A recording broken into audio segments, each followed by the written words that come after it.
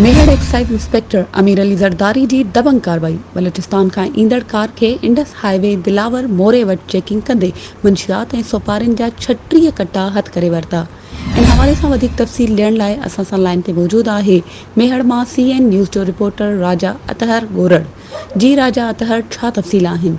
जी नाला अव्हांखे ॿुधाईंदो हलां त मेहर एक्साइज़ खाते अमीर अली ज़रदारी जे दबंग कार्रवाई बलोचिस्तान खां ईंदड़ कार खे इंडस हाईवे ते दिलावर मोरी वटि चेकिंग कंदे मंशात सोपारियुनि जा 36 कट्टा हथ करे वरिता आहिनि। एक्साइज़ इंस्पेक्टर अमीर अली ज़रदारी मेहर थाणो ते ॿीहर मुक़ररु थियण खां पोइ अमीर अली ज़रदारी दबंग कार्रवाई कंदे इंडस हाईवे दिलावर मोरी वटि बलूचिस्तान खां ईंदड़ कार मां लखें रुपयनि जी ज़ेद 21 सोपारियुनि जा 36 कट्टा हथ कया आहिनि, जिन में 1440 पैकेट ज़ेड 21 सोपारियुनि जा पयल हुया।